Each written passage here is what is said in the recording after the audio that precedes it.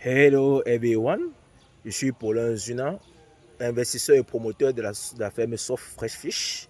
Aujourd'hui, nous sommes dans nos locaux, 6 au jardin Lobaba. On fait une visite guidée en cette matinée pour vous présenter réellement l'enceinte de notre ferme. Sans plus tarder, on va procéder à l'entrée. Comme vous pouvez constater, nous sommes à l'enceinte de la ferme Soft Fresh Fish. Vous pouvez constater là l'ensemble des bassins qui sont bien positionnés pour notre production au quotidien.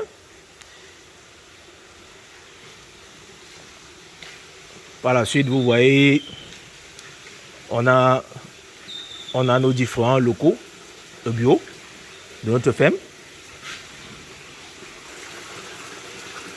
Oui, chers internautes, comme vous pouvez constater, il y a du travail qui est en train d'être effectué ce matin par une équipe chevronnée, très chevronnée, qui rompt à la tâche. Je vais vous laisser le soin de vous présenter réellement le travail qui est en train d'être fait ce matin. Maintenant, je vais vous... Oui, comme vous constatez, il y a du travail qui est en train d'être fait ce matin et c'est du lourd travail. Je vais laisser le soin aux acteurs qui sont en train actuellement d'effectuer ce travail de vous présenter la quintessence du travail qui sont en train d'être effectué. Alors, monsieur Nino Digisto, je vous laisse le soin de nous présenter la quintessence du travail que vous êtes en train d'effectuer. Oui, ce matin, voilà, nous sommes en train de faire un travail simple dans la logique de choses, mais pas aussi évident que ça. Donc c'est juste un processus de calibrage qui est très très important pour le développement des sujets. Parce que là, nous avions constaté qu'à un certain moment donné, les sujets ont une variété de croissance. Et c'est important de faire cette activité de calibrage.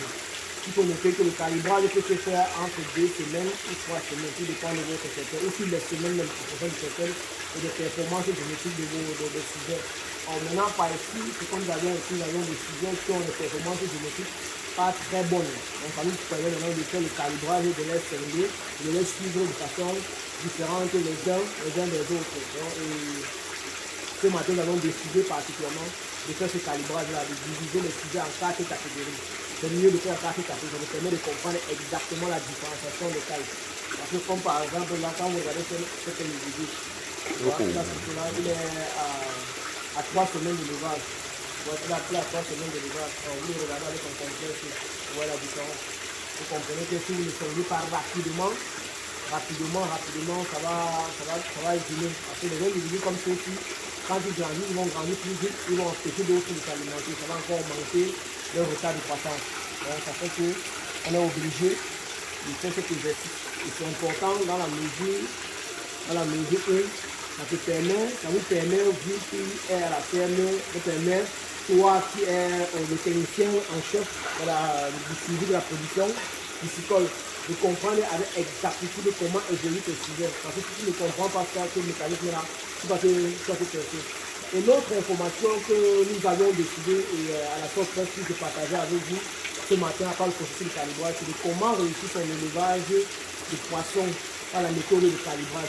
Parce que c'est important de le savoir. Parce qu'il faudrait que dans 2023, vous lancez votre activité et vous vous trouvez dans des situations bizarres, mais s'ils ont 3 mois, ils ne grandissent pas. Retenez qu'il est vrai que si la tendance générale, nous avons un problème de performance génétique des individus. Mais je conseille toujours aux gens de prendre cette vidéo également, une vidéo de sensibilisation en même temps de renseignement et d'orientation. Donc, puisque nous sommes appelés également à faire ça, c'est les skills d'attache. Ça nous permet de sécuriser le secteur d'activité pour être mieux compétitif sur le marché avec les produits de haute mer. Parce que nous sommes spécialisés en production d'eau douce, il faut bien différencier en production d'eau douce, qui est différente de la production en haute mer, qui est les produits de poissons d'eau marine, de l'eau saumâtre, etc. Donc, ici, comme je disais tantôt, cet exercice Ça se fait tous les 2 semaines ou tous les 3 semaines pour les faire la production pour que ensemble vous pouvez constater l'évolution de vos individus. Ça peut être tous les 7 jours, tout dépend du secteur que vous avez. La quantité de secteur que vous avez. Parce que quand vous regardez par exemple ici, nous avions des bassins et nous prévoyons avoir beaucoup d'individus, faire un élevage vraiment très grand que ça. Et puis les gens nous avons commencé par un secteur de 10 000 qui sont maintenant venus acclimater en fonction de notre environnement. Et aussi ça, c'est ça qu'il faut comprendre. Parce que beaucoup de gens, parce qu'ils ont lancé des efforts ici pareil, ils se lancent à la volée, boum, après le matin, le cas tombe à arriver, ils ne comprennent pas où ça vient. Il faut toujours comprendre le processus de commencer doucement, avec les termes de commencer malgré les choses qui viennent nous. Mais c'est pas ça notre sujet. On va venir ça dans une autre vidéo et vous comprenez pourquoi c'est nécessaire. Mais ce matin, c'est uniquement le calibrage que nous allons vous présenter. Comment c'est le calibrage et comment c'est lié. Ici, nous, à la source, nous avons décidé, donc plus tard, vous allez voir dans un tableau, à faire un tableau de 4 compartiments, les gros, les petits, les moyens et les très petits. Parce que c'est important, pourquoi? De savoir que dans votre secteur, ça vous renseigne la taille des tout petits. En 3 semaines, comment ils vont évoluer? Qu'est-ce que ça vous renseigne également? Pourquoi est-ce qu'ils n'ont pas grandi au même niveau que les autres? Quel est le problème? Comme je vous l'ai dit plus haut, parce que peut être un problème génétique. On n'explique pas ça. Et ça peut être un problème là, au niveau de votre secteur. Les sujets se développent rapidement et toutes les choses que vous manger, ça crée le stress. Et le stress peut être lié à plusieurs facteurs, les variations de température et tout ça, qui permet que certains sujets se développent rapidement d'autres. Et la fréquence de nourrissage, tout ça compte également. La fréquence de nourrissage, comment vous distribuez vos aliments. Et n'oubliez surtout pas la façon dont vous nourrissez. 1000 individus ne serait pas pareil que vous allez nourrir 10 000 individus. Tenez compte également de ça. Et apprenez également à communiquer avec les animaux. Ça vous permet de savoir si, quand vous nourrissez par exemple le matin, s'ils mangent ou s'ils ne mangent pas. S'ils ne mangent pas, vous passez au rationnement du sang. Ça veut dire que si vous mettez 1 kg le matin, ils mangent 1 kg. Ça ne veut pas dire qu'ils n'ont pas, qu'ils sont malades. Non. Ça veut dire qu'à l'heure là, ils ne veulent pas manger. Ça veut dire que ça peut température, ça veut que ça va mettre, ils ne sont pas poussés à manger. Donc revenez plus tard. Si vous voulez manger 4 kg, donnez-leur à manger. C'est un peu ça.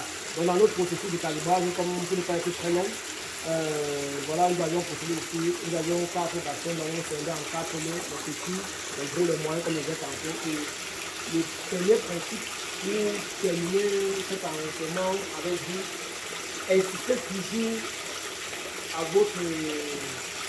Bon, là où est-ce que vous allez faire, c'est votre... L'alubineur. Voilà, bon, alubineur, voilà. Je vais pas vous dire technique. Oui. Voilà, à votre alubineur, de vous donner le calendrier exact de sa production. Parce que si vous n'allez pas acheter 20 000 individus et de nous grossir seulement 5 000 individus pour obtenir 600 grammes au bout de 3 mois, c'est une terre toujours assez. Je vous dis ça en tant qu'ingénieur à l'IEC et en tant que producteur aussi particulièrement et en tant que conseiller technique dans les différents services. Les séances que je reçois tous les jours, inscrits toujours cela. Et quand tu vous donnes déjà ça, de grâce, si vous savez qu'il a une production en cours qui est encore dans son équilibre, je préfère que vous préachetez cette production-là au lieu d'acheter la production qui est déjà celle-ci, au risque d'avoir déjà des individus même dans notre secteur.